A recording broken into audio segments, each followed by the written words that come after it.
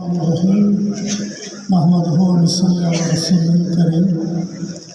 রব আল্লাহ তাআলার শুকরিয়া জানাই যে সারসিনা শরীফের বর্তমান হযরত কিবলা প্রধান অতিথি এবং বাংলাদেশ সদরুল্লাহর প্রধান উপদেষ্টা আমাদের সদরুলের উপস্থিতিতে বাংলাদেশ ছাত্র হিজবুল্লাহর কেন্দ্রীয় কাউন্সিল 2025 অনুষ্ঠিত হচ্ছে। আলহামদুলিল্লাহ, আল্লাহ তাআলা এই কাউন্সিলকে কবুল করুন এবং আজকের এই কাউন্সিল সময়ের প্রেক্ষাপটে অত্যন্ত গুরুত্বপূর্ণ। এই কাউন্সিল যাদের শ্রম, চিন্তা, নির্দেশনায় সফল হয়েছে তাদেরকে আমি কৃতজ্ঞতা জানাচ্ছি, মোবারকবাদ জানাচ্ছি। ছাত্র হিজবুল্লাহর যে কমিটি ইতিমধ্যে নতুন কমিটির আগে যাদের মেয়াদ শেষ হয়েছে, সেই কমিটির সভাপতি শামসুল আলম মুহিব্বি সহ ওই কমিটিতে যারা কাজ করেছেন সারা দেশব্যাপী, তাদের প্রতি আমি কৃতজ্ঞতা জানাই, তাদেরকে মোবারকবাদ জানাই। এবং আজকে যে কমিটি গঠন হয়েছে তাদেরকেও আমি স্বাগত জানাই, মোবারকবাদ জানাই। আগামী দিনে ছাত্র হিজবুল্লাহর কর্মতৎপরতা তাদের দক্ষতার মাধ্যমে প্রমাণিত হবে, সেই আশা ব্যক্ত করি এবং মহান আল্লাহ তাআলার কাছে দোয়া করি। ছাত্র হিজবুল্লাহর প্রিয় নেতৃবৃন্দুর কাছে আমি বলতে চাই, সময়ের চাহিদা আমাদের উপলব্ধি করতে হবে। আমাদের সবচেয়ে বড় শক্তি আমাদের আদর্শিক শক্তি। আমরা জানি ছাত্র হিজবুল্লাহ প্রতিষ্ঠা করেছেন শাহ সৈয়দ নিসারউদ্দিন আহমদ রহমতুল্লাহ আলাইহ। তারপরে এই ছাত্র হিজবুল্লাহর পৃষ্ঠপোষক ছিলেন শাহ আবু জাফর মোহাম্মদ সালেহ রহমতুল্লাহ আলাইহ।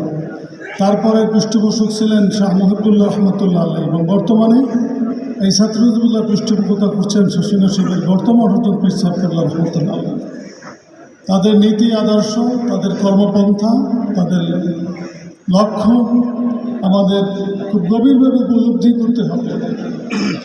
এই মাসলাকের, এই সিলসিলার আমাদের মাশায়েখ এজামদের যে নীতি আদর্শ তথা কোরআন সুন্নাহর যে নীতি আদর্শ বা ঈমান, আকীদা বা আমল, এর সত্যিকারী অনুশীলনের মাধ্যমেই আমরা আমাদের আত্মিক শক্তি অর্জন করতে পারব। মানুষ যদি আত্মিক শক্তি অর্জন করতে না পারে তো অন্যের কাছে ভীতি হয়, হিম্মত হারা হয়, পথ হারা হয়, এটাই বাস্তবতা।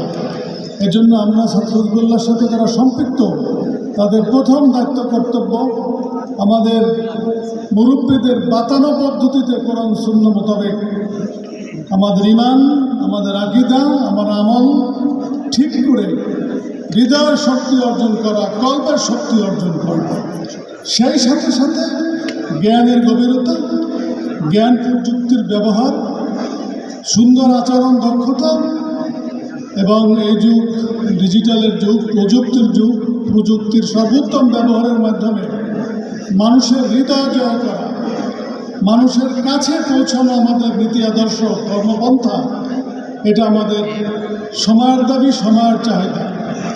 এজন্য আমাদের একাডেমিক পড়ার পাশাপাশি আনুষঙ্গিক বিষয়ে গভীর জ্ঞান, আমাদের মুরব্বীদের প্রতি আমাদের আনুগত্য, আমাদের সুন্দর আচরণ, সুন্দর দৃষ্টিভঙ্গি ছাত্র হিজবুল্লাহকে মানুষের কাছে আরও গ্রহণযোগ্যতা করবে। আগামী দিনে ছাত্র হিজবুল্লাহ আরও ব্যাপক থেকে ব্যাপকতর হবে, এই আশা, এই প্রত্যাশা করি।